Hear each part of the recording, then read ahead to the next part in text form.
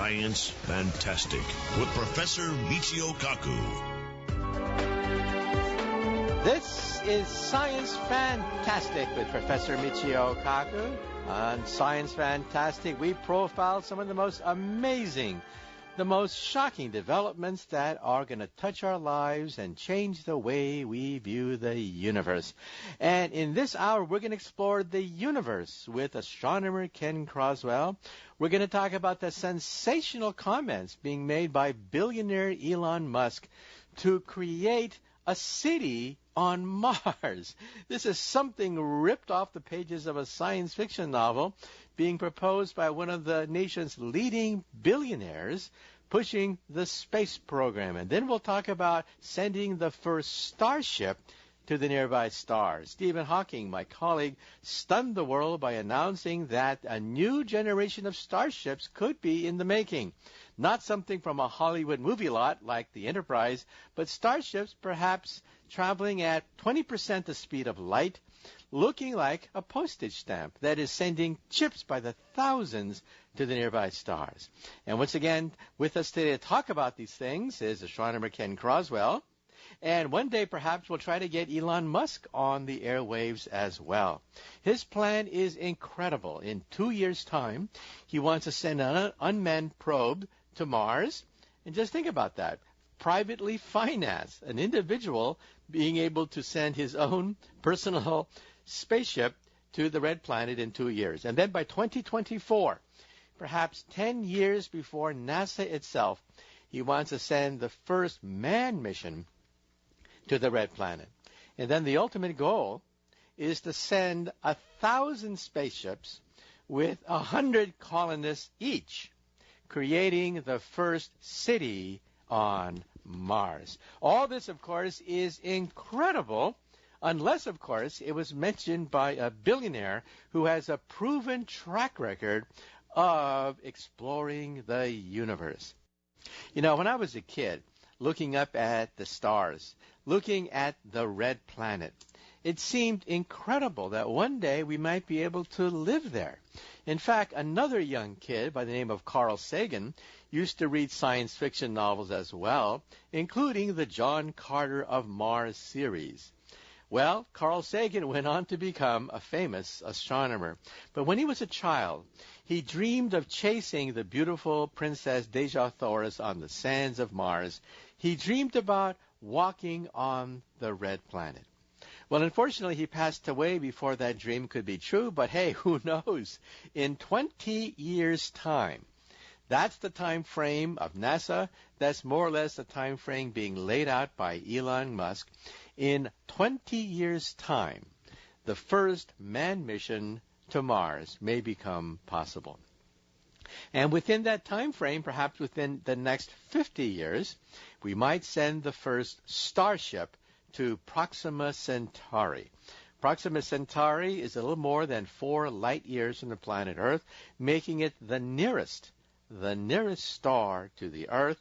And Stephen Hawking, as I mentioned, wants to send computer chips, tiny computer chips the size of a postage stamp, on laser beams that are hurtling at 20% the speed of light.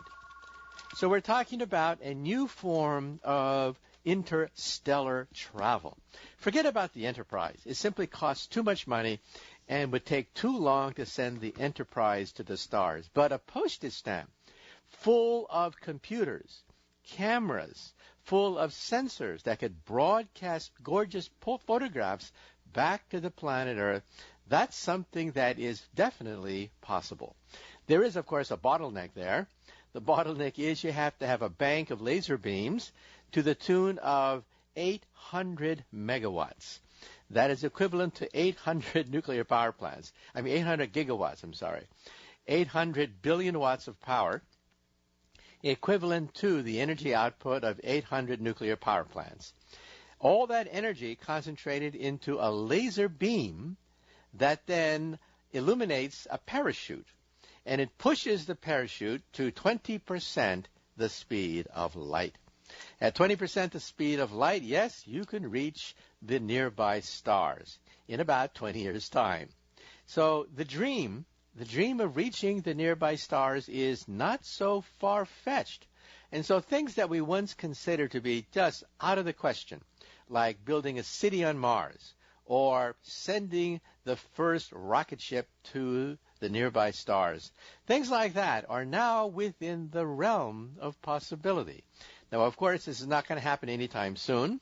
We're talking about billions of dollars. In fact, 10 billion is the number that Elon Musk himself floated for the first manned mission to the red planet. And with us today, once again, is Ken Croswell, astronomer at Berkeley, who will talk to us about the science of what it would be like to walk on the surface of the red planet. Would it be like walking on the moon? No, totally different. But would it be like being a pioneer of some sort to walk on the surface of Mars? Well, we'll find out more after we take a short commercial break. Once again, our special guest today is astronomer Ken Croswell of Berkeley, author of The Alchemy of the Heavens, and you are listening to Science Fantastic with Michio Kaku. And in a few minutes after the commercial break, we're going to explore the red planet. Think about that, sending the first colonists to the red planet by 2024. That's the dream of billionaire Elon Musk. This is Science Fantastic.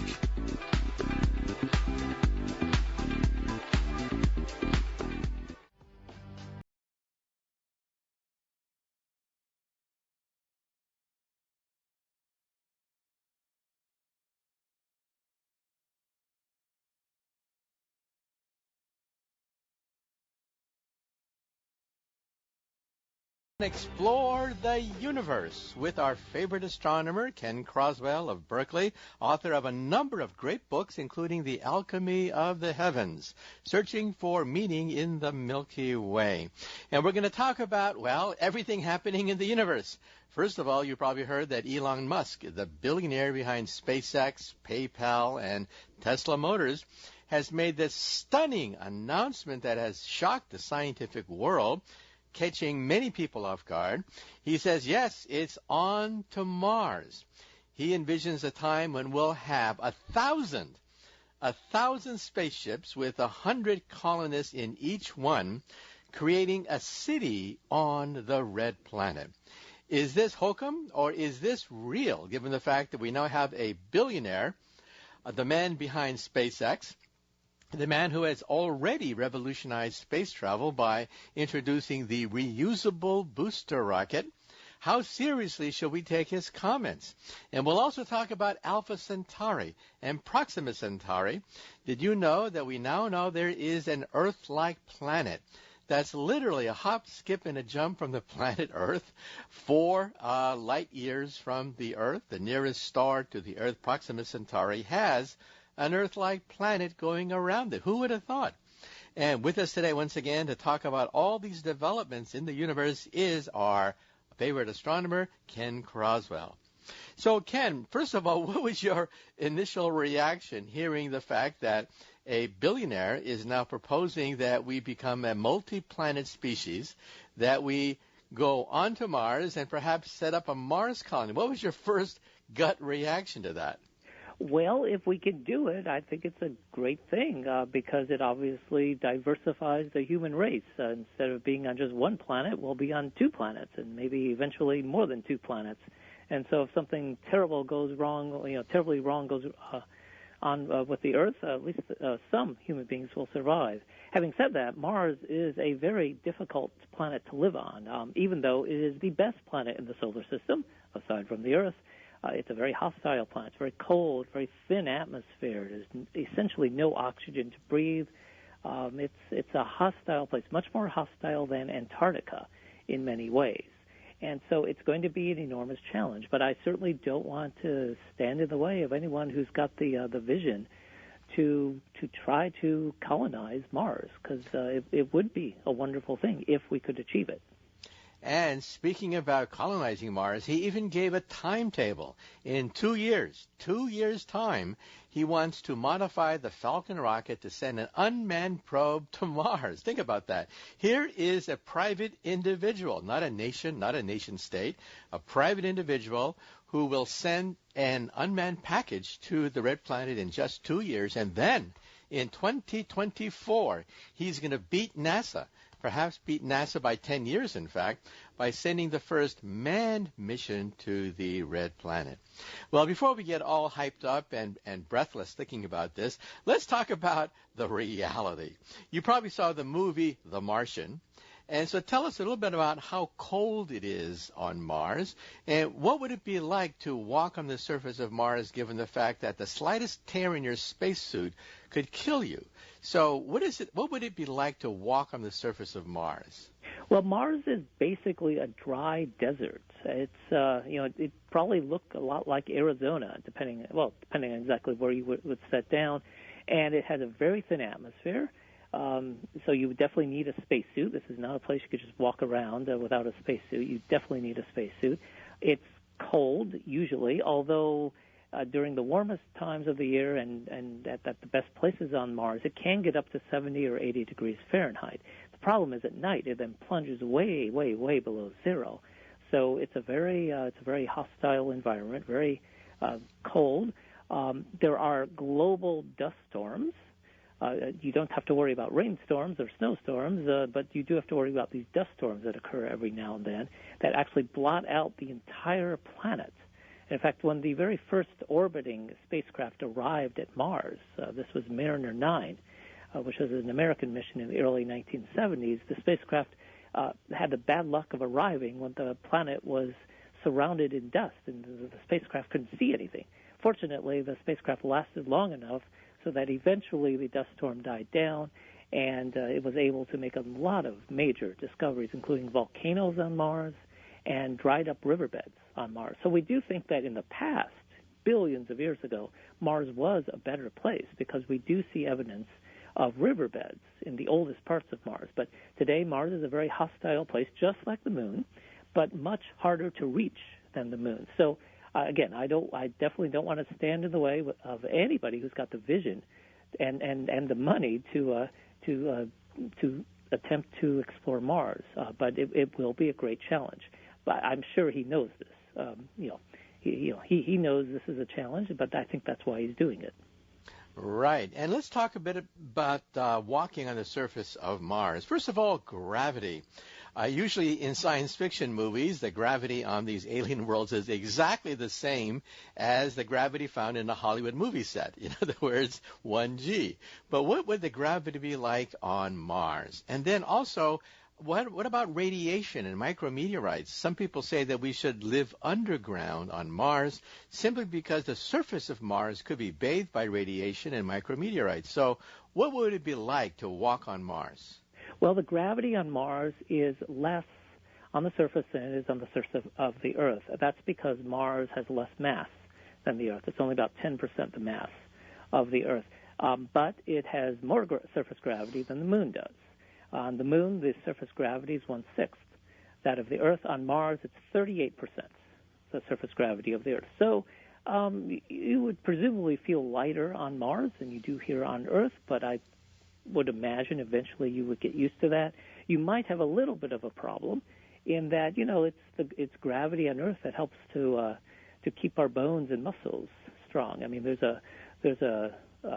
if you were to live in a zero gravity environment, your muscles and bones would deteriorate. So there is a risk, it seems to me, that even at Martian gravity levels, you might want to engage in exercise just to keep your body fit as it is here on Earth.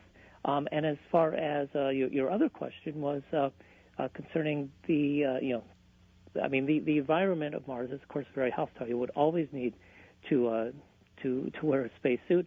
There is ultraviolet radiation from the sun because Mars has essentially no ozone layer, unlike the Earth. It's, of course, the Earth's ozone layer that protects us from the worst ultraviolet radiation from the sun. Mars has no ozone layer because it has almost no oxygen in its atmosphere. So that's going to be a problem. And as you mentioned also, micrometeorites.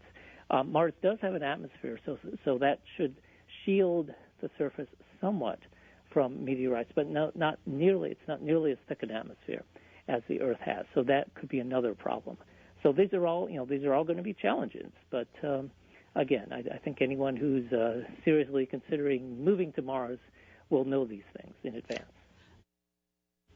Okay, well, for those of you who saw the movie The Martian, some of you perhaps were grossed out by the fact that Matt Damon didn't have fertilizer to create the first generation of crops to eat. So he used his own waste products as fertilizer.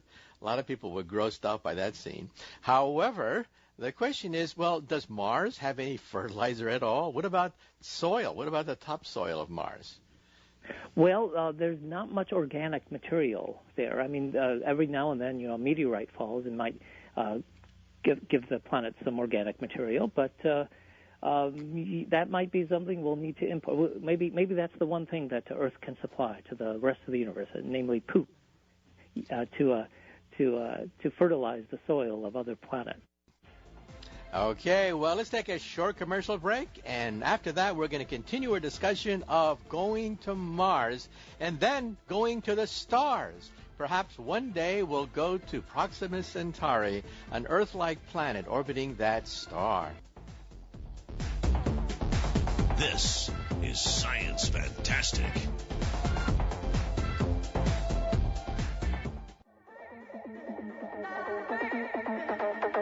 This is Science Fantastic.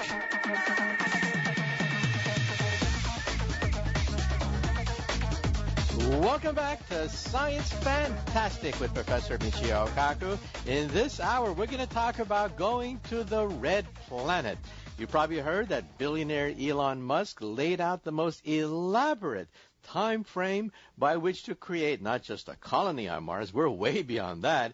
He wants to create a city on Mars with 1 million inhabitants. Think about that. A new home in outer space. Is this just outlandish science fiction, or is there some truth to what he says? Because after all, Elon Musk is a physicist. With us today is astronomer Ken Croswell, author of a number of great books, including The Alchemy of the Heavens, Magnificent Mars, Magnificent Universe, and he's going to talk to us today about Mars and also the nearby stars. Will we one day send a starship to the nearest star in the heavens?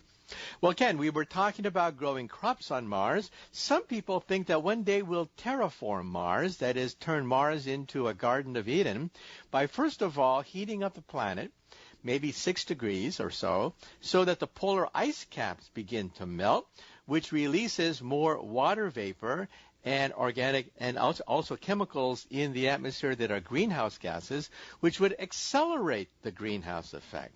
In other words, creating an artificial greenhouse effect if you could jumpstart it by raising the planet's temperature by about 6 degrees. So what are your thoughts? You think that one day, not anytime soon, but maybe in 100 years or so, we might contemplate the idea of perhaps melting the polar ice caps or inducing an artificial greenhouse effect? Well, you're right. That's not something that's going to happen in our lifetimes, but it could conceivably happen centuries from now because, as you point out, water vapor is a greenhouse gas, and the Martian atmosphere already contains another greenhouse gas, namely carbon dioxide, which makes up 95% of the Martian atmosphere. And another greenhouse gas, if we could somehow get a supply of it, is methane. That's a very potent greenhouse gas. And, of course, Mars needs a much stronger greenhouse effect than the Earth has because it's about 50% farther from the sun than the Earth has. And, keep in mind, even the Earth has a substantial greenhouse effect. If it weren't for the greenhouse effect here on Earth, Earth would be 60 degrees Fahrenheit cooler than it actually is, and would be an ice-covered planet, probably quite hostile to life. So even we, at a distance of 93 million miles from the sun, we need a greenhouse effect. And unfortunately, the Martian atmosphere right now is so thin that it raises the temperature. The greenhouse effect raises the temperature only about 10 degrees Fahrenheit. So we need to substantially boost that greenhouse effect on Mars if it's ever going to be a pleasant place to live. And I don't know if that's possible. I really don't know. But it will obviously be a great challenge, and it's not, as you point out, it's not something that's going to happen in our lifetimes. Well, Elon Musk, of course, always has aces in the hole, and this time is hydrogen warheads. He wants to nuke Mars. Think about that. We have the polar ice caps, which contain plenty of dry ice and ordinary water ice, but you have to have some way to melt it so that water will one day again flow through the old ancient river channels of Mars. And he wants air bursts. He wants to detonate hydrogen bombs over the polar ice caps so that, of course, you don't want to disturb the geology of the planet. Air bursts to begin the process of melting the ice caps so that liquid water flows on the surface of Mars. Well, what are your thoughts? Everybody has an opinion upon this. What are your thoughts about nuking Mars? Is it just outlandish, or is it feasible? Well, I would look for a more peaceful way to achieve the same ends. I think, there surely are better ways to melt the ice on Mars and to nuke the planet. Who knows what the consequences would be? I mean, if the goal, of course, is to make Mars habitable, I don't see how having a bunch of radioactive material on Mars is going to help in that regard.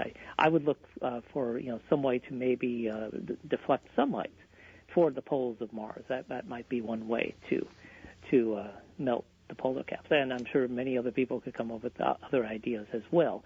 But no, I don't think it's a good idea to nuke Mars. So, Ken, let's take a short commercial break. Once again, you are listening to Science Fantastic with Professor Michio Kaku. After the break, we're going to go to the stars. That's right. Physicists are now contemplating reaching the stars. And we'll talk about that in the next segment of Science Fantastic. This is Science Fantastic.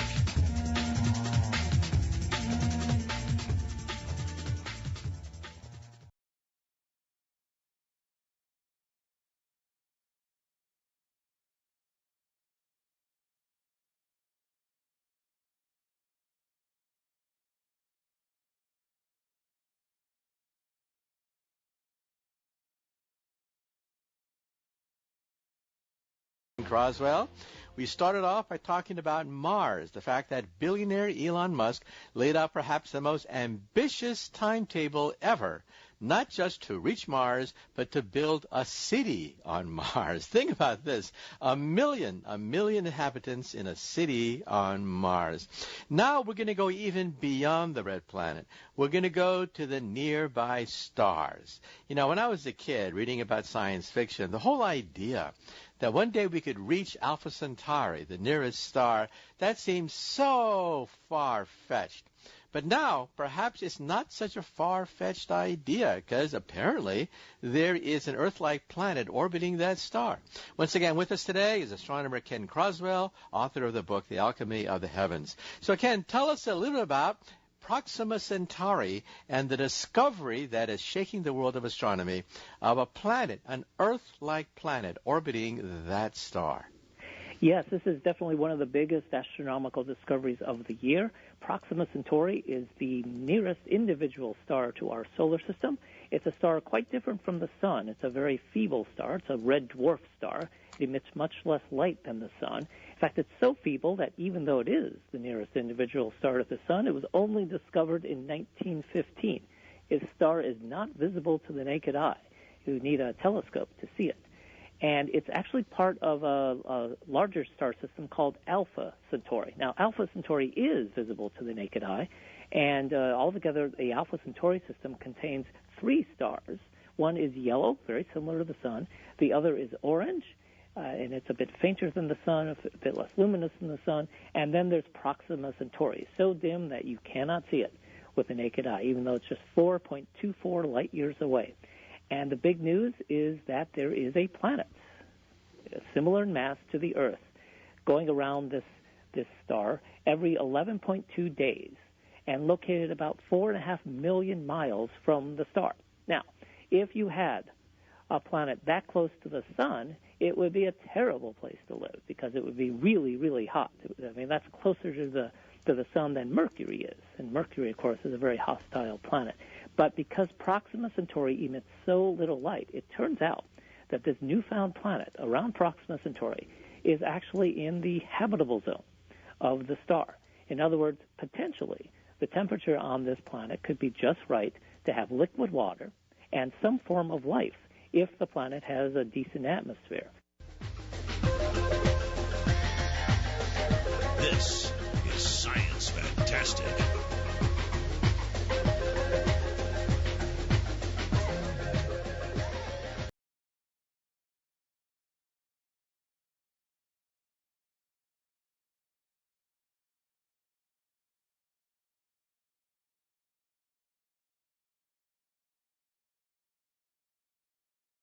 Author of the book Alchemy of the Heavens and a number of other great books.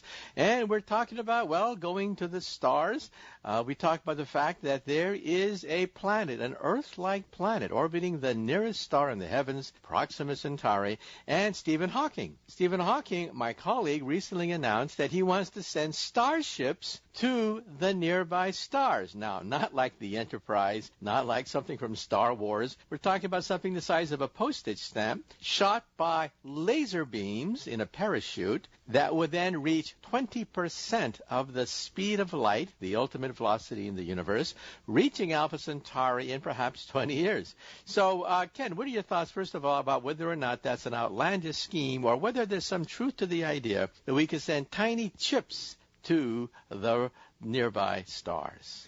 I like the idea because in order to reach even the nearest star system, Alpha Centauri, we're going to have to go really fast. Otherwise, it's going to take forever. And, of course, I would love to see this Proxima Centauri planet, which is similar in mass to the Earth, close up during my lifetime. And so that means you have to go really, really fast. The problem is, to go really, really fast, you need a lot of energy with a normal-sized spaceship because the kinetic energy is 1/2 mv squared, where m is the mass and v is the velocity. So if you can decrease the mass of the spaceship dramatically to something that's just less than an ounce, say, then you don't need nearly as much energy. And so it becomes much more feasible. So I do like the idea in principle. Whether it's going to work or not, I have no idea. And frankly, I don't think anyone knows for sure if it'll work. But it's certainly, any of these suggestions that will get us to Alpha Centauri fast, I encourage. So I'm all for wanting to see Proxima Centauri's planet close up. Because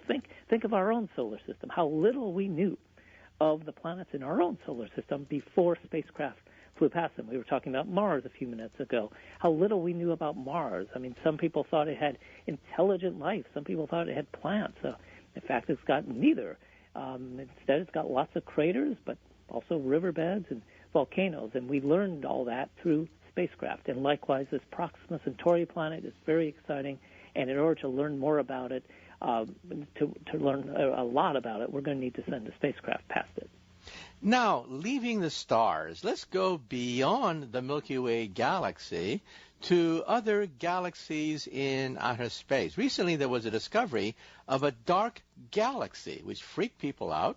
It's a galaxy with very few stars in it, but has dark matter, invisible matter that makes up an entire galaxy. Could you explain how upsetting this is to people who think of galaxies as being beautiful pinwheels in outer space?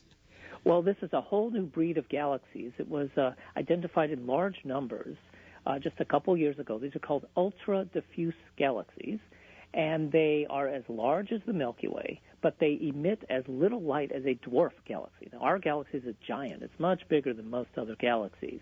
A very brilliant galaxy, and it's a very big galaxy. And these ultra-diffuse galaxies are also very big, but they're very dim. And so it's been a real mystery as to how these things form. But we do know that they have lots of dark matter because many of them reside in galaxy clusters. And if they didn't have a lot of gravity to hold themselves together, they'd get torn apart by the other galaxies in the cluster. So even early on, we knew that. And more recently, astronomers used the Keck telescope to measure the mass of one of the largest of these galaxies, whose name is Dragonfly 44. And they discovered that despite the dimness of this galaxy, it weighs about as much as the Milky Way, namely about 1 trillion times the mass of the Sun. And so that tells us that even though it's emitting very little light, and thus has very few stars, it's got an enormous amount of dark matter. So this galaxy consists of over 99.9% dark matter. So it's a whole new breed of galaxy. We don't understand how these things formed. There are various theories out there, but it's a whole new phenomenon for astronomers to study, and it's wonderful.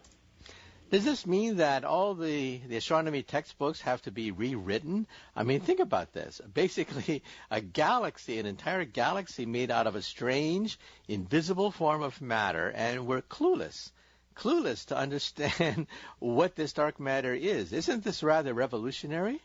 Well, I don't think we need to rewrite the textbooks. I mean, keep in mind, even the Milky Way is about 85% dark matter, okay? So the Milky Way itself and other galaxies are mostly dark matter too. It's just that these ultra diffuse galaxies push things to the extreme, being over 99% made of dark matter. So this obviously should be in addition to any new textbook that comes out, but I don't think we need to rewrite the textbooks. I mean, all those beautiful galaxies out there, like the Milky Way, like the Whirlpool Galaxy, like the Andromeda Galaxy, they will remain as beautiful as ever. But we now have this whole new breed of galaxies to study, and hopefully they will help us understand how galaxies form and why some look one way and others look another way. And also, we have this mental image that all these galaxies are pretty much static. They don't collide with each other. They don't morph into different kinds of galaxies. But now we realize that the universe is quite dynamic, right? Galaxies colliding with other galaxies, smashing into other galaxies. There was a notice that the dwarf galaxy Hercules is plowing into the Milky Way. So explain how dynamic these galaxies are. They're not static at all. Not at all. Just as the planets go around the sun, there are lots of galaxies that go around the Milky Way. We know of more than 50 galaxies that orbit the Milky Way, just as moons go around a planet. One of them is the one you just mentioned, the Hercules dwarf, which is on a very elliptical orbit. It actually came closer to the galactic center than we are and is now much farther out than we are. So all of these galaxies are very, very interesting. Okay, well, we've run out of time. Once again, our special guest today has been our favorite astronomer, Ken Croswell of Berkeley, author of a number of great books that I highly recommend: The Alchemy of the Heavens, Magnificent Mars, Magnificent Universe, The Universe at Midnight. So check out his website, kencroswell.com. So, Ken, thank you so much once again for being on Science Fantastic. This is Science Fantastic. Science Fantastic with Professor Michio Kaku.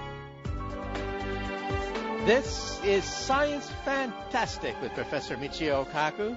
On Science Fantastic, we profile the amazing, jaw-dropping scientific discoveries which are revolutionizing our world and touching our lives. And in this hour, once again, we're going to throw the lines open. This hour is your hour. Okay, well, moving right along, let's take the next listener phone call. Hey, Professor Kaku. This is Jose from Cleveland, and I'm here to talk about the stationary Earth, the flat Earth theory. What are your thoughts and ideas on a flat Earth theory? Okay, well, while we're at it, let me also talk about the hollow Earth theory. Quite a few people email me about whether or not the Earth is flat and whether or not it's hollow, and how do you prove that it is or isn't hollow? And for that matter, I get a lot of emails about mythical animals, unicorns, Bigfoot, the Loch Ness Monster. So let's try to handle all of them in one question. First of all, the flat Earth idea is, of course, very appealing because when you look outside, the Earth really does look flat. However, we have rockets that are shot into outer space, and you can actually see the curvature of the Earth. In fact, drones. Children now have drones, and they can attach a camera to the drone and send the drone up. And again, you can actually see the curvature of the planet Earth. And using Newton's laws of gravity, we can even calculate the dynamics of the moon. The moon goes around the Earth and obeys precisely Newton's law of gravity as a consequence. Now, this also rules out the hollow Earth theory. Some people say, well, how do you know? How do you know that the Earth ain't hollow? Well, first of all, we know the size of the Earth, and we know the density of the Earth, and we know the mass of the Earth using Newton's laws of gravity. Newton's laws of gravity allow us to calculate the masses of the Sun, Mercury, Venus, Earth, Mars. All the planets have a mass that can be computed using Newton's laws of gravity. And when you put the numbers in, you find out that the Earth is not hollow at all, that the Earth is, in fact, solid. And we have earthquakes that send vibrations right through the center of the Earth. And these vibrations speed up, slow down, depending upon the density. And you get refraction, just like light refracts in the lens of your glasses. Seismic waves will also reflect and refract inside the Earth. And again, that leads us to conclude that the Earth is not hollow at all. And also, let's say a few things about, while we're at it, Bigfoot and the Loch Ness Monster. Now, maybe they're possibly in existence. We don't know for sure. However, there are certain rules of evolution that we can use to perhaps rule these out. First of all, you have to have a breeding population. You simply can't have one Bigfoot. You have to have several in order to get a breeding population that's self-sustaining. In other words, you'll have to have maybe 100 Bigfoots, and they, of course, would leave trash, garbage, waste, and things like that. Same thing with the Loch Ness Monster. And we don't see any of that. We don't see bones because, of course, if they do exist, it means our ancestors also existed thousands, millions of years ago, leaving bones and fossils and other kinds of evidence, and we don't see them at all. Now, can you actually disprove once and for all that Bigfoot cannot exist? And the answer is no. It's very difficult to disprove a negative. Let's say that unicorns exist. Try to disprove that. Try to falsify that statement that unicorns exist. Well, even though humans have pretty much taken over most of the Earth, there's always a chance that in some cave, in some isolated area, there's a unicorn. So, in other words, it's very difficult to disprove a negative. And so it's almost impossible to disprove the fact that a Loch Ness Monster exists or doesn't exist. However, it seems to violate the laws of evolution and biology. We don't see any fossil evidence, even though, of course, they must have been breeding for thousands, millions of years. We don't see a breeding population of several hundred. We don't see any waste products left behind by these animals. And again, that doesn't mean they don't exist. It just means that it's a lot harder to prove that they exist because we don't see bones, we don't see waste products, we don't see a breeding population. And so that's why people think that perhaps these mythical animals don't exist, though, of course, hey, who knows? Okay, well, moving right along, let's take the next listener phone call. Hi, Dr. Kaku. This is Anthony from Denver. I listen to the podcast online. I was wondering, what determines the speed of light in our universe? Is there some property, size, shape, or other physical thing that determines that speed of light? Is it going to change as our universe expands? You mentioned in another answer that the speed of light typically is consistent across other dimensions, but is it consistent in other alternate universes? And look forward to hearing what you have to say. Thank you. Well, you ask a very embarrassing question because, in principle, the speed of light could actually change over billions of years. First of all, we have light that has come from galaxies that are billions of light years away. So we can actually look at the chemistry of atoms that radiated light billions of years ago, and bingo, we find that the laws of physics are the same. The hydrogen spectral lines, the different lines emitted by chemicals like argon and krypton, we see that they're identical to the lines we see today. That gives us confidence to say that the laws of physics have not changed since the beginning of the universe. Now, does that prove it? No. It indicates that it's self-consistent, meaning that there's always a chance that the speed of light is not constant, in which case our yardstick for calculating all these things is off. Now, I've had friends of mine in the physics community that have actually tried to create universes where the speed of light varies. And mathematically, you always have trouble. We have what is called quantum mechanics or atomic physics. We have relativity. And when you start to tinker tinker with the postulates of relativity or the postulates of quantum mechanics, you get into all sorts of trouble. You get bizarre universes, all sorts of things are chaotic and break down. And that gives us another reason for believing that perhaps the speed of light is a constant throughout the entire universe, but it's certainly not a proof. So once again, there are some physicists who've looked at the possibility that maybe the strength of gravity, the gravitational constant g, or the speed of light c, or maybe even Planck's constant h, could actually vary over billions of years. But every time we try to tinker with these things, our equations fall apart.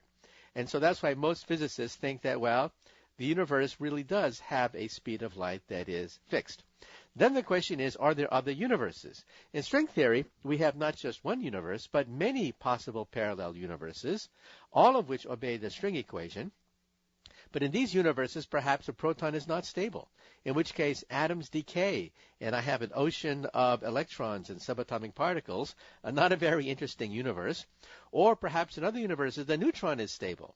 And if I have the stable neutron and stable proton, I can get all sorts of elements that don't exist in our universe. In those universes, what about the speed of light? Well, if string theory is correct, the speed of light is also the same in these parallel universes as well. Sorry about that. But the lifetime of subatomic particles could be very different. So in our universe, the proton is very stable. That's why we're here today. If the proton were not stable, atoms would disintegrate and we wouldn't be here to talk about it. But who knows? Maybe string theory is wrong. We don't know. So the question you're asking is rather embarrassing, because it goes to the very cutting edge of what we know about the universe. But so far, looking at what we see with our telescopes, the speed of light really does seem to be a constant. This is Science Fantastic.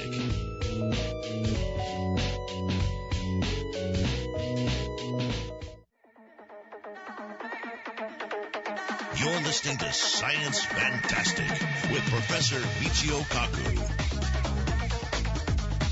Welcome back to Science Fantastic with Professor Michio Kaku. The lines are open.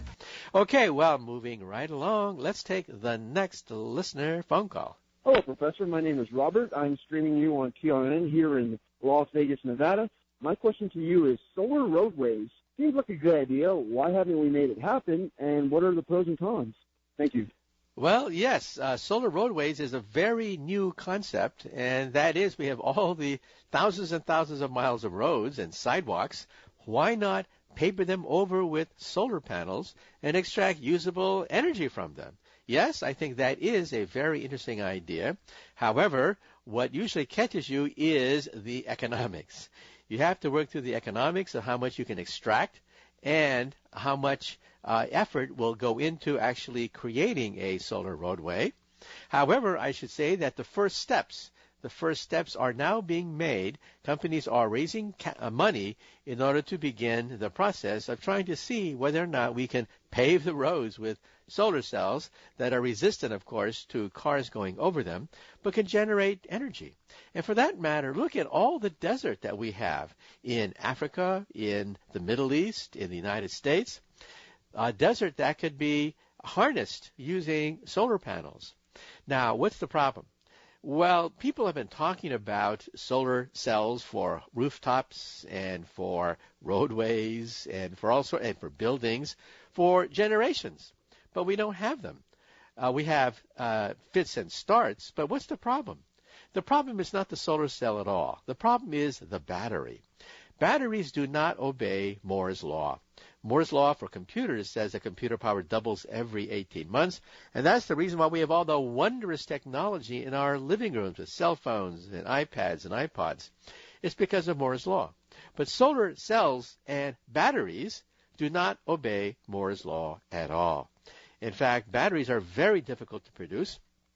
They're very difficult to streamline.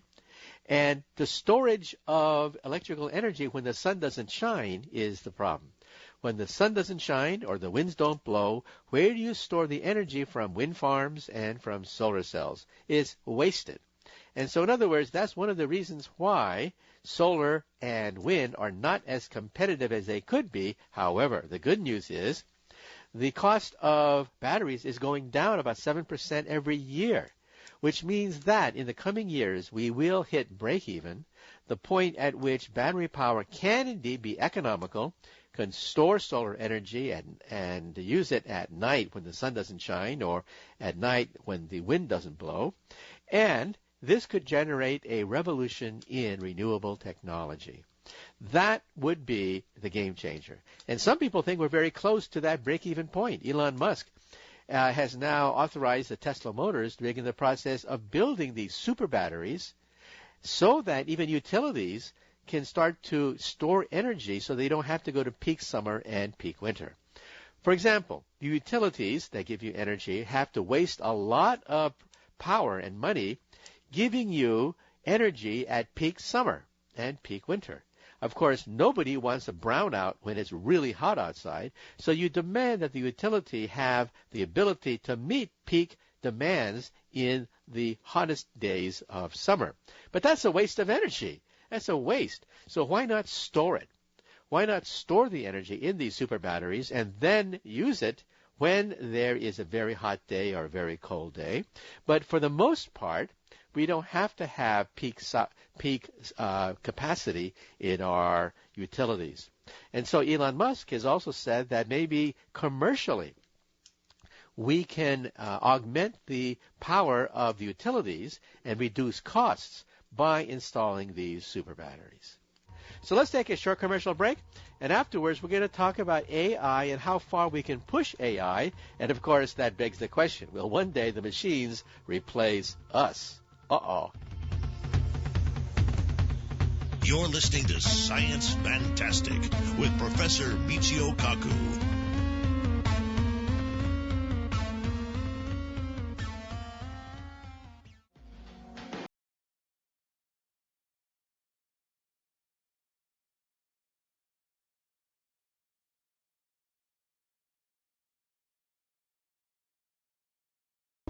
Well, before the break, we had a question about artificial intelligence. And can it do things like begin to select the songs that we like? Well, the answer is yes. In fact, AI can do a lot more than that now. We can use them, for example, as very sophisticated search engines. For example, in a law office, in the future, you'll have robo-lawyer. You'll simply talk to the wall, which is intelligent. Wallpaper will become intelligent in the future. And a face will appear, face of a lawyer. You ask any legal question, and you'll get a sound legal answer. However, the paralegals may be phased out. Because what do paralegals do? They do mainly searches for precedents of the past. So those kinds of jobs are in danger. But you see, the lawyer is not going to be replaced anytime soon. Why? Because the lawyer has to talk to a judge. The lawyer has to talk to a jury. More is changes with time. Society is not a static thing. What is moral one day may not be moral in the future. And, of course, a robot cannot argue its case to skeptical jurors. So we're going to have lawyers for a long time to come. But certain things will gradually be replaced. For example, search engines that will have things like RoboDoc. RoboDoc will search for the remedy to your problem and give you sound medical advice almost for free. And it'll also be able to learn your likes and dislikes. It'll be able to figure out the kinds of things that you like in terms of music, in terms of songs and stuff like that. Now, what cannot robots do? Well, in terms of mechanical men and mechanical women that can, let's say, sweep the floor, that can pick up garbage, those robots do not exist yet because pattern recognition turned out to be a lot harder than we thought. Robots can walk, they can run, but robots that can pick up garbage don't exist yet because every piece of garbage is different. Every crime is different. Every construction site is different. So construction workers will have jobs in the future. Gardeners, because every lawn is different. In other words, a whole bunch of jobs involving non-repetitive, semi-skilled work, they will have jobs in the future. However, jobs that involve things like search engines, inventory, middlemen, those jobs will be phased out. And so, for example, if you're a stockbroker, you know that people today don't really need a stockbroker anymore. So what does a stockbroker sell? Stockbrokers no longer sell stock. They sell advice. They sell expertise, knowledge, innovation, leadership, talent. That's what stockbrokers give you, because the day-to-day drudgery of looking up and buying a stock, that can be done on your wristwatch. You don't need a stockbroker for that. Well, anyway, in my book, Physics of the Future, I have a whole chapter about what jobs are going to be phased out and what jobs are going to flourish in the future. In fact, I personally believe that the robotics industry will become bigger than the automobile industry. Think of that. The robotics industry may one day be bigger than the automobile industry. In fact, the automobile of the future will be a robot. You'll talk to it, argue with it, it'll park itself. Your car will become a robot and be part of the robotics industry. You're listening to Science Fantastic with Professor Michio Kaku.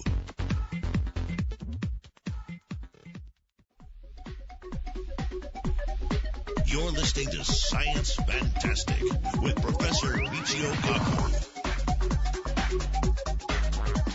Welcome back to Science Fantastic with Professor Michio Kaku.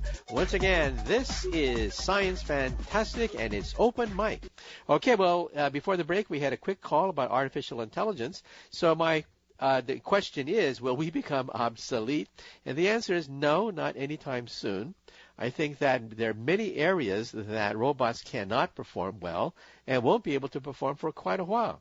However, in 100 years' time, in 100 years' time, we are now talking about the possibility of robots approaching human-level intelligence. It's not going to happen anytime soon, but hey, in 100 years, it's possible.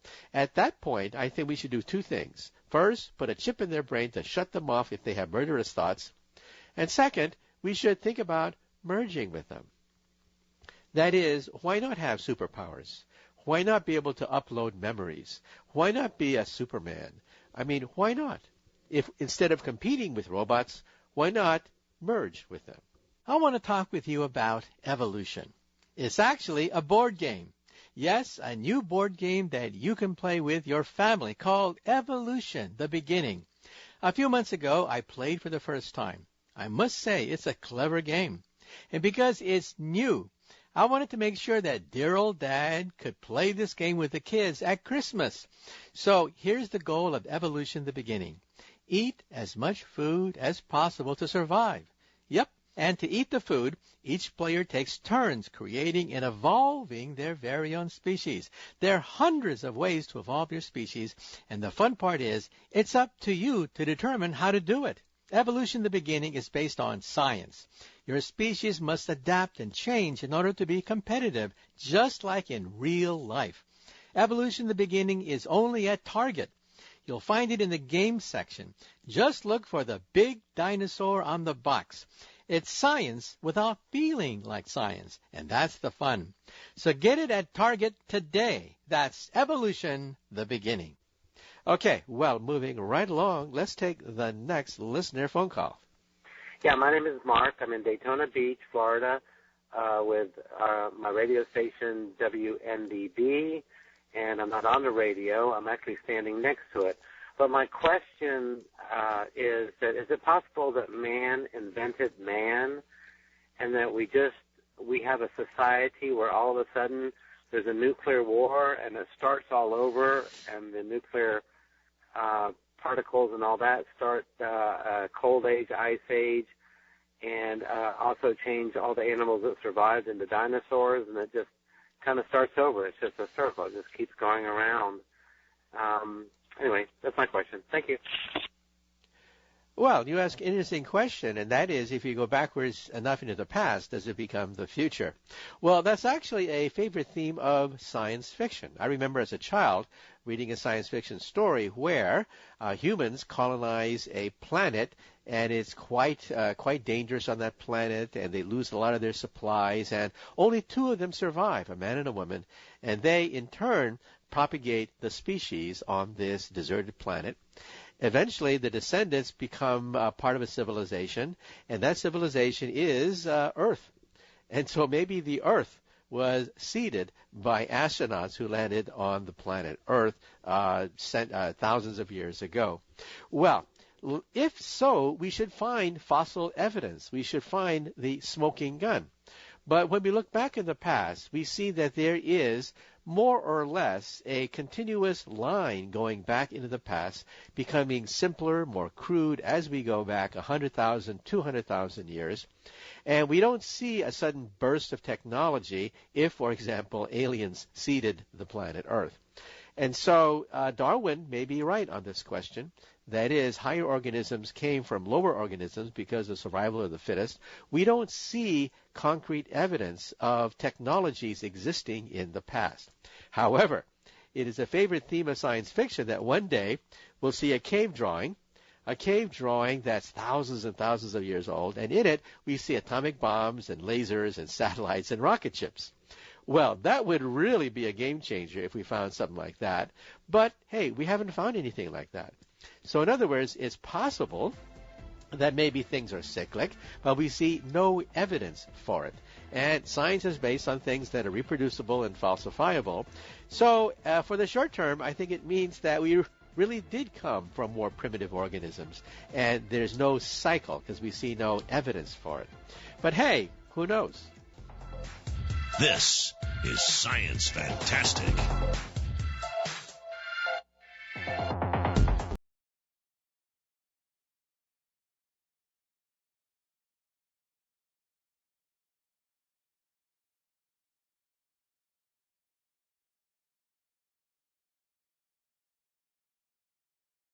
Part of the fun. Okay, let's take the next listener phone call. Hi, this is Adam from Bozeman, Montana on KBOZ. And my question is, do you think CERN is safe? And the more they rev it up, aren't they worried about a black hole they might create that might be unstable on Earth? Anyway, thank you. Goodbye. Okay, well, CERN is the atom smasher, the biggest on the Earth, outside Geneva, Switzerland, and it recreates a tiny fraction of the origin of the universe by slamming protons to 14 trillion electron volts. Now, some people are afraid of it, but just realize that in outer space, Mother Nature creates particles even greater than 14 trillion electron volts. And hey, we're still here. So in other words, you don't have anything to worry about, because if it was true that you could open up a hole in space or create a black hole, Mother Nature would have done it billions of years ago, and we see no evidence for it, because in cosmic rays are more powerful. Some of them are more powerful than what we can create with an atom smasher. Now, I personally have to take some blame for this mythology about the Large Hadron Collider creating a black hole. I once had lunch with some of the producers at the Science Fiction Channel. And I mentioned to them that, well, you know, some people are afraid that these atom smashers, maybe they'll open a gateway to another universe, and all of a sudden we'll have a black hole. And it's not possible, because, as I said before, cosmic rays are more powerful than what we can produce in the laboratory. However, the producers at Sci-Fi Channel liked the idea, and they decided to actually make a made-for-TV film based on this idea. So I personally have to take some responsibility for getting this myth off the ground. But rest assured, the Large Hadron Collider outside Geneva, Switzerland, is not going to create a black hole that's going to eat up the Earth. It simply ain't going to happen. Okay, well, moving right along, let's take the next listener phone call. Hello, Dr. Kaku. My name is Andrew Henson, listening from Montana. I have a question about black holes in general. Why would anyone think that they are, in fact, something that has a quote-unquote other side to which you could travel to, when, as I understood them, as granted a complete and total layman, that a black hole was a sphere of infinite density, infinite mass in space. So it would always increase towards infinite mass and infinite gravity. So why would it be any different than a sphere of matter like a planet in space, and therefore have like another side you could travel to? Thanks for your time. Bye. Okay, well, you ask a very interesting question. It turns out that the origin of this idea comes from Einstein himself. First of all, in 1915, he came out with general relativity, the theory of curved space. The next year, in 1916, Karl Schwarzschild extracted a solution of Einstein's equation, which gives us the black hole. However, Einstein wasn't satisfied with that solution because the black hole collapses to a point. And he didn't believe that stars would collapse to a point. So what he did was he looked at his equations again and took two black hole solutions, which looked like a funnel, put them back to back to create a wormhole, the Einstein-Rosen bridge connecting two universes. Take two sheets of paper, put them parallel to each other, so one sheet of paper is sitting parallel on top of the other sheet of paper. Take a pencil and drill it right through both sheets. That pencil is a wormhole. It is a gateway between two universes, introduced by Einstein himself in 1935, because Einstein did not like the idea of infinite density, which he thought was absurd. Now, to get a glimpse of what such a wormhole would look like, think of Alice in Wonderland. Alice in Wonderland put her hand through the looking glass, and her hand wound up on the other side forever. So in other words, the looking glass is this pencil that connects Oxford with Wonderland. It is a gateway between universes. So, according to this idea, if matter were to fall into a black hole, it would shoot out the other end. Now, who's right? What's the latest? Well, we've never been able to experiment with a black hole, and the nearest black hole is, of course, many, many, many light years away, so we don't know. At the present time, we simply don't know whether at the center of a black hole there's a parallel universe or just a very dense ball of nuclear matter. Your guess is as good as mine. In fact, one day, if you could figure out the black hole equations, you might even win a Nobel Prize. And if you ever do find out the solution, be sure to tell me first, and maybe we can publish together. This is Science Fantastic.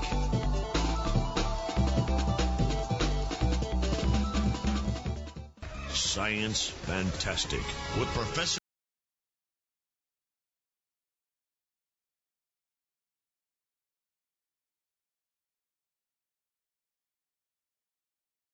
the amazing, jaw-dropping scientific discoveries which are revolutionizing our world and touching our lives. And in this hour, once again, we're going to throw the lines open because this hour is your hour. Okay, well, without further ado, let's move right along and take the first listener phone call. Hi, my name is Aaron from Chattanooga, Tennessee. I just wanted to ask about methane gas. I know that we're having problems in the Arctic with the methane gas explosions and whatnot. And I know that methane gas is created by humans as a byproduct as we digest our food and our solid waste. I was just wondering, is there not a way to perhaps harness methane gas for a fuel? I know it's very volatile, but maybe it could be mixed with another gas to stabilize it. Thank you for taking my call. Well, you ask an interesting question, but it depends on exactly where the methane is. On the bottom of the ocean, it's quite cold, and methane solidifies like ice. And when you drill down there at the bottom of the Gulf of Mexico, for example, you can actually bring up some of this solidified methane. In fact, that's one of the reasons why we had that catastrophic fire in the Gulf of Mexico that raged on national TV for so many weeks. It was a huge embarrassment for the oil and gas industry, and it was basically the methane down there in solidified form that caught fire when the methane rose to the surface. However, methane gas is also emitted in the process of excavating for oil. In fact, sometimes they burn off the excess methane, and methane is a component of natural gas. So there is a technology that takes advantage of methane gas, and that's the natural gas industry. So again, it depends on where the methane is found. Now, methane is also found in Siberia and in the tundra because you have animals and plants that died thousands of years ago that have decayed slightly, and as the tundra thaws out, the methane gas is released. That methane is very worrisome because methane is a much more potent greenhouse gas than carbon dioxide. In fact, about 20 times more potent than carbon dioxide. And the danger is this. If Siberia begins to gradually thaw out as the Earth gets warmer, it releases methane gas into the air. Methane gas is a greenhouse gas which heats up the Earth, causing more tundra and more parts of Siberia to thaw out, and you get a vicious cycle. The more methane released, the hotter the Earth gets, the more methane is released. So that's one source of methane that we definitely do not want. But it is a possibility that in the future, as Siberia and Alaska continue to thaw out, we could see more methane being released in the atmosphere, which will accelerate the warming of the planet. Okay? So in other words, some kinds of methane can be harvested, like methane in natural gas. Others we don't want to tamper with, like methane at the bottom of the ocean, which is in solid form. And methane from Siberia, we definitely do not want to release much of that gas. Okay, well, moving right along, let's take the next listener phone call. I'm from Chattanooga, Tennessee. I want to know which one do you think would be more likely to be true, creation or evolution? Well, you ask a very interesting question. First of all, I'm a scientist. We tend to look at the evidence, and we tend to look at things that are reproducible, testable, and falsifiable. Now, many things in religion, for example, angels, miracles, they're not falsifiable. They're not testable. They're not reproducible, almost by definition. Miracles don't happen every day. So in other words, much of religious dogma is outside the province of science. Science doesn't say anything. Maybe there are angels, maybe they're not angels. We don't have a position on it because it's not reproducible, falsifiable, it's not a testable idea. Now, evolution is testable. We can actually look at the fossil evidence. We know the age of these fossils because there's a little bit amount of radiation in them. The older an object is, the more radiation has decayed away, and so it's possible to date these things. And when we do and look at the fossils, we see a tree, a gigantic tree emerging where simple life forms branch out over time to give you more complex life forms. And so we get the tree of life. This is testable, it's reproducible, it's falsifiable. Of course, there are always gaps there that skeptics can say, but every year we're beginning to fill those gaps. Darwin himself realized that there were some gaps. For example, the whale. The whale is a mammal. It's not a fish at all. And it looks different from a fish. Its fins, for example, the tail fins are horizontal, not vertical. But where did the whale come from? Well, Darwin didn't know. There was a hole, a gap in his theory. And he had to postulate that long time ago there was some kind of dog-like creature that went into the oceans and never came back. And that became the whale. Well, that was not a testable idea in the 1800s, but now it is. We've actually found the missing links. We can actually piece together now in the fossil evidence the steps by which a mammal turned into a porpoise, a dolphin, and a whale. So, in other words, science is always self-correcting. You can always find some holes, and then people will say, aha, you see, the theory is actually wrong. But you see, as time goes by, more and more of these holes get filled up, and so far, every single hole that we scientists have looked at has, in fact, been filled by evolution. So we have enormous amounts of data and evidence that indicate that there was an evolution that happened. However, you cannot rule out a creation that is a single event that creates the universe. You cannot rule it out. However, it's not a testable idea.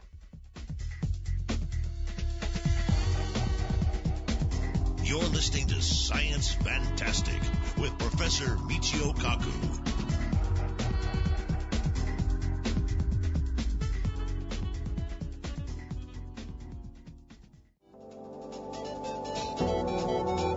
This is Science Fantastic.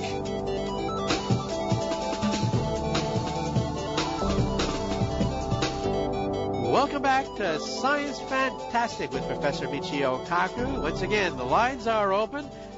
Okay, moving right along, let's take the next listener phone call. Hi, Dr. Kaku. My name is Greg. I'm from Chattanooga, Tennessee. But my question is, I've heard that matter that gets sucked into a black hole is lost. But my question is, if matter is being pulled into a black hole, shouldn't the black hole just expand because matter is going into it?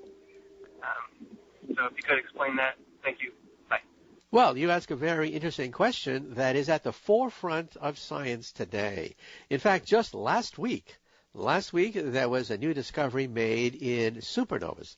A supernova is when a star explodes, and we now see a class of supernovas that can literally outshine an entire galaxy. In fact, just last week, they had evidence of the largest supernova ever recorded in the history of science. But it didn't quite look right. The radiation did not look like a typical supernova. The latest theory, which is causing a lot of controversy, the latest theory is that it's not really a supernova at all, this gigantic flare-up seen in outer space. It's actually a black hole eating up a whole star system. And so if true, we now have evidence that perhaps the most cataclysmic event in the universe, other than the creation of the universe, is when a black hole eats an entire star system. And so that is a tremendous event, releasing energy that is seen right across the entire visible universe. Now, the question is, what happens afterwards? That's the question you're asking. We have computer simulations of this. So when two black holes meet each other, they perform a death dance. They spin around each other. They get closer and closer with time as the orbits decay. And finally, they merge to create a super black hole. And so we have at least computer simulations showing that when two black holes meet, they create a bigger black hole. Now, is it true for all black holes? We're not sure because, as I mentioned in a previous show, there's another theory proposed by Einstein himself that maybe the black hole is a gateway to another universe, a wormhole. That idea was introduced by Einstein himself in 1935. And even today, we physicists are still debating the question asked by Einstein in 1935. A black hole, does it simply get bigger and bigger as it eats stars? Or is there a hole, a gateway at the center, and stars then emerge in a white hole on the other end of the black hole?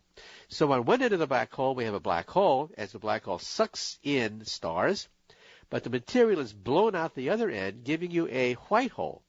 Well, we scientists have looked for white holes. So far, we do not see any evidence of a white hole. But hey, maybe one day we'll find a white hole, which will indicate that perhaps black holes are gateways and stars are not really lost forever. Okay, well, moving right along, let's take the next listener phone call. Hi, Dr. Kaku. This is Nathan Murray calling from Portland, Oregon. Letters of the radio station. I was wondering what kind of test is needed currently to occur to verify the string theory, or at least the next test that's needed. Thanks. Bye. Okay, well, you ask a very important question. So far, the leading candidate for a theory that can unify all the laws of physics into a single theory is string theory. Some people come up to me and say, Professor, maybe I don't like string theory. Give me another theory which can unify all the laws of the universe and give us a theory of everything. Well, there is none. String theory is the only game in town. Either you work on string theory or you don't work at all in the unified field theory. However, that said, the killer question is, where's the beef? Where's the proof, the experimental proof that string theory is correct? Well, so far we don't have any, because string theory is a theory of universes, entire universes being created. So to test the theory directly would require you to create a baby universe. And that's not going to happen anytime soon. No one's going to play God. So there are indirect ways we can do it. String theory predicts the next generation of particles. We've all heard about the Higgs boson. It was worth a Nobel Prize. The Higgs boson was found at the Large Hadron Collider. But what's beyond the Higgs boson? Beyond the Higgs boson are particles called sparticles. Sparticles are superparticles, particles that are supersymmetric, and they're predicted by string theory. String theory goes beyond the standard model of particles and says there's particles that we haven't even dreamed of that could exist, and these particles are superparticles called sparticles, and they're measurable. In fact, we believe that dark matter is nothing but sparticles. And so dark matter, well, we know it exists. We have maps of dark matter. Dark matter makes up most of the universe. It's invisible, making it very difficult to analyze.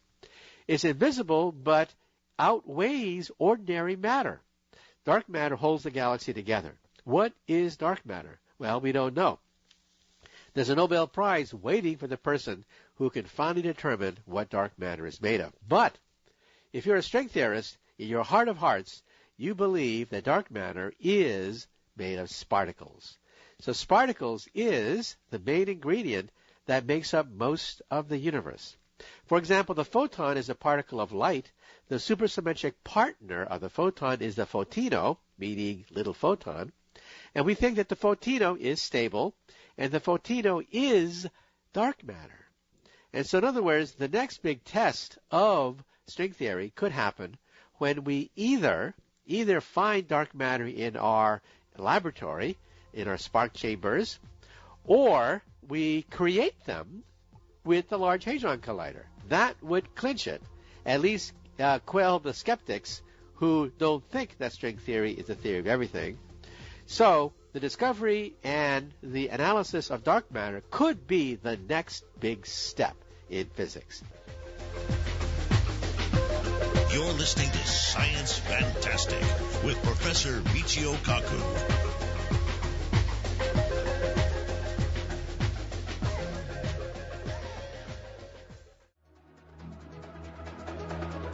You're listening to Science Fantastic with Professor Michio Kaku.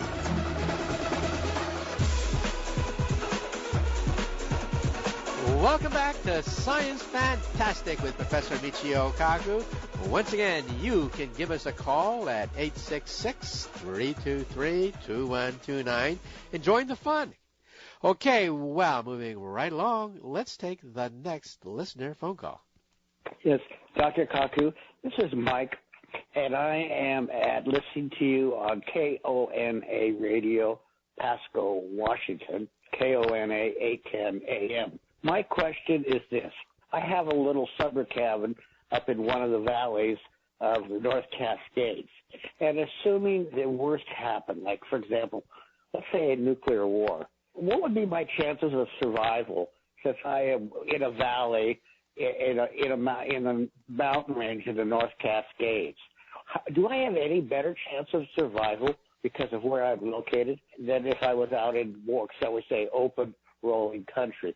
Well, I'm not a survivalist, but I am a physicist, and we physicists have analyzed the fallout and the blast and the heat emitted by hydrogen warheads in a heated exchange with, for example, a hypothetical adversary.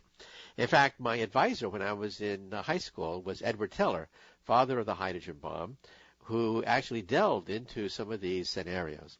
First of all, we have to realize that when an atomic or hydrogen bomb goes off, it goes off in several stages.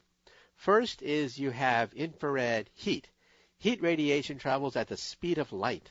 So the instant the bomb goes off, you get a heat wave that travels at the speed of light, infrared radiation that burns anything in its wake, causing a firestorm. Okay, that's the first phase. Second phase is the blast. The blast travels a little bit faster than the speed of sound, about 700 or so miles per hour. So first you see the flash of light and the heat hit you in the face. Then second, the blast wave, a wave of sound and compressed air, hits you, which then blows down buildings like a gigantic hand from outer space, pushing all the buildings down. Remember, the first wave of heat does not do that. The first wave of heat simply incinerates people and things. But the blast then pulverizes everything in its wake, traveling at roughly 700 or so miles per hour. Then phase 3 starts to kick in, where you have radioactive dirt lofted into the column of the bomb, rising, becoming radioactive in the process, and then spewing out in all directions, creating radioactive fallout. Now, during the Cold War, there were elaborate maps of the United States with the wind patterns showing where the fallout would land. And it shows that in the first few hours of a nuclear strike, most of the radiation is concentrated in the cities, because that's, of course, where an enemy would want to strike, striking at our cities. But then the winds start to blow this radiation downwind, and if you take a look at the same picture, let's say 10 hours after the detonation of all these hydrogen warheads, you find that the entire country is enveloped in a gigantic cloud of radiation. So to answer your question, is there a place to avoid getting killed in a nuclear war? Well, by going away from the cities, you can avoid the heat and avoid the blast. But it's the fallout that is the killer. The fallout lasts for months. Some of the fallout actually lasts for millions of years. And as it falls down, you have to worry about it. For example, if it rains, much of the fallout products are water-soluble, and they'll carry the rain. Rain will then be carried, will carry the radioactive fallout. That's what happened at Chernobyl.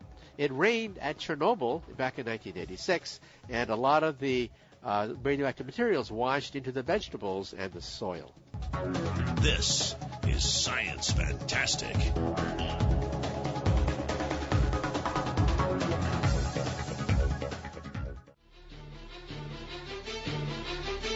You're listening to Science Fantastic with Professor Michio Kaku.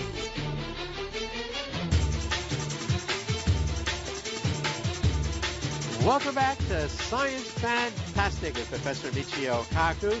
The lines are open. That's right. You're not going to get a busy signal to get right to us by calling 866-323-2129.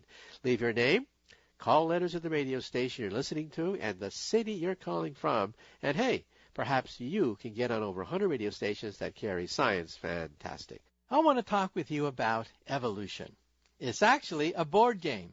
Yes, a new board game that you can play with your family called Evolution, the Beginning. A few months ago, I played for the first time. I must say it's a clever game. And because it's new, I wanted to make sure that dear old Dad could play this game with the kids at Christmas. So here's the goal of Evolution, the Beginning. Eat as much food as possible to survive. Yep, and to eat the food, each player takes turns creating and evolving their very own species. There are hundreds of ways to evolve your species, and the fun part is it's up to you to determine how to do it. Evolution, the Beginning is based on science. Your species must adapt and change in order to be competitive, just like in real life. Evolution, the Beginning is only at Target. You'll find it in the game section. Just look for the big dinosaur on the box. It's science without feeling like science, and that's the fun. So get it at Target today. That's Evolution, the Beginning.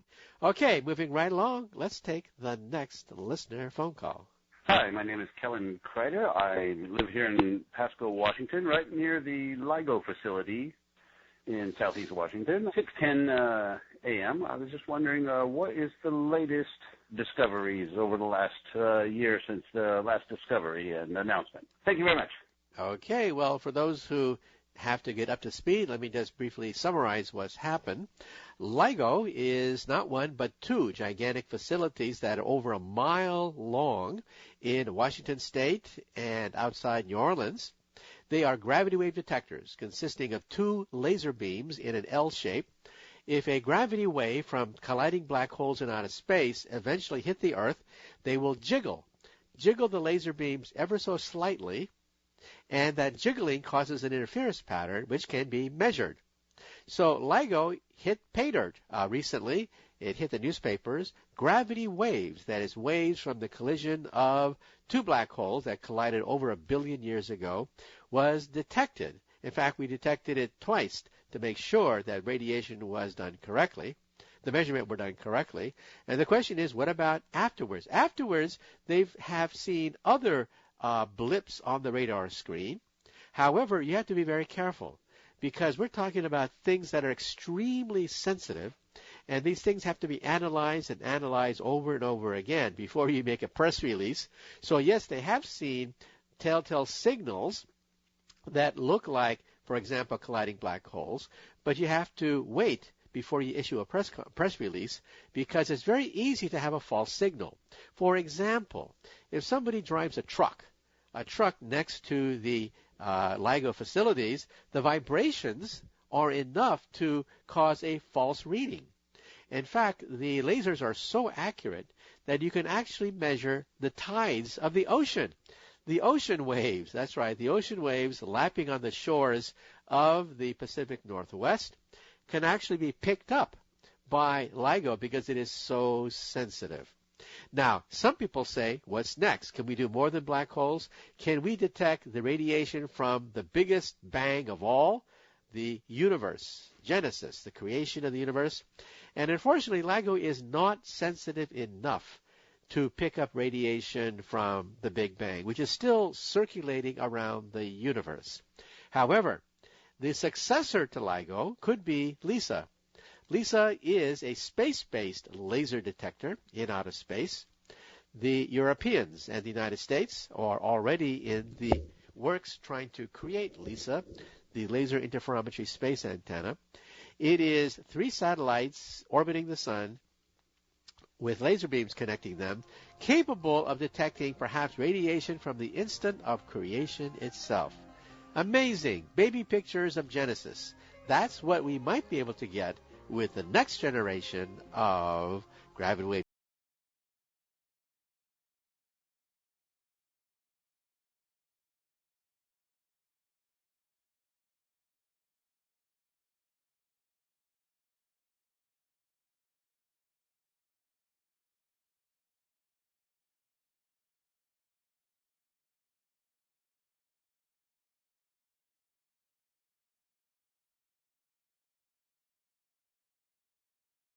Lines are open, so let's move right on to the next listener phone call. This is Chris Carter in Tampa, Florida. I want to know if it's possible to predict the future using quantum mechanics on these undetectable frequencies that are out there where everything is vibrating together, if it's possible. Thank you. Well, the short answer is no, with certain caveats. Quantum mechanics says that everything is uncertain. You don't really know precisely where the electron is. Newton, however, would have said that the future is predictable. If you have a computer big enough, Newton would say, you can calculate the motion of every molecule, every atom. Now we have quantum mechanics, which says that there's uncertainty. You don't really know where the electron is, where the atom is. Therefore, you cannot predict the future. However, that said, you raise a whole other question. And that is, well, everything is vibrating. Everything is a wave, according to quantum mechanics. And what about these waves that are out there? Are they waves of another universe? And in principle, the answer is yes. Steve Weinberg, winner of the Nobel Prize, uses this example. Let's take a radio. A radio tunes into many frequencies simultaneously, but only one frequency is tuned. So therefore, your radio picks up all frequencies, but it's only tuned to one specific frequency. Well, now take a look at quantum waves. Everything, atoms and neutrons and protons, everything is a wave, but we have decohered. That is, we are no longer in contact with these other universes. So believe it or not, right in your living room, there are the waves of dinosaurs, the waves of aliens, the waves of pirates, all sorts of bizarre waves of other universes, but we're no longer vibrating in unison with them. We have what is called decohered from these other universes. Now, do these universes, some of them look like our future? That was the question being asked. You can't rule it out because these universes could be all sorts of things could be happening in these other universes. Elvis Presley could be alive in one of these universes. But here's the catch. In physics, you calculate things. We can calculate the probability that you'll enter another universe in another frequency and meet Elvis Presley. It's a calculable number, and you would have to wait longer than the lifetime of the universe to do so. So, in other words, for all practical purposes, you're not going to be able to beat Elvis Presley. But the wave function, the waves of Elvis Presley, are they still out there? And the answer is yes. It's just that we have decoherent. We're no longer vibrating in unison with these other universes. In other words, our radio is tuned to one frequency, and that one frequency is called reality. Okay, well, moving right along, let's take the next listener phone call. Hello, my name is John. I'm in Reno, Nevada. My question is, assuming there are species that are traveling through the galaxy at speeds faster than light, how would you imagine their propulsion systems to work? Thank you. Well, you ask an interesting question that NASA has studied extensively. This is called the 100-year Starship program. That is, we believe that in 100 years or so, a starship is actually something that is feasible using our technology 100 years from now. And there's several designs being looked at. One is the postage stamp design, where we have a laser sail blasting a small chip connected to a parachute. And because it's small, it's only a chip, you can send it to near the speed of light very rapidly, and you can actually reach Alpha Centauri in about 20 years' time. Of course, we're not talking about the Enterprise. We're not talking about people going to the stars. But that's one way to initiate contact with a interstellar civilization. Second, we have other propulsion systems: fusion, nuclear, laser sails, and antimatter. My favorite is the ramjet fusion engine. That is, it looks like an ice cream cone. In the forward direction, it scoops up hydrogen because there's plenty of hydrogen in outer space. Then it fuses the hydrogen to create energy. And so basically you have energy from nothing and infinite amounts of energy because there's hydrogen everywhere. And so that is a quick and dirty way to reach the stars. However, you can show that the starship would have to be huge, and it is beyond anything that we can create at the present time. We don't even have controlled fusion in a laboratory, let alone in outer space with the starship. But in 100 years' time, the ramjet fusion engine is a possibility. Another possibility is the antimatter engine, just like something from Star Trek. Antimatter does exist. In fact, when I was in high school, I played with antimatter, and that was the basis of my science experiment, to play with anti-electrons emitted from sodium-22. Well, if I have enough of antimatter and it collides with matter, I get an explosion. In fact, the explosion is 100% efficient. Total conversion of matter into energy. In some sense, it is the ultimate rocket. The only catch is that antimatter is so rare that we can only play with tiny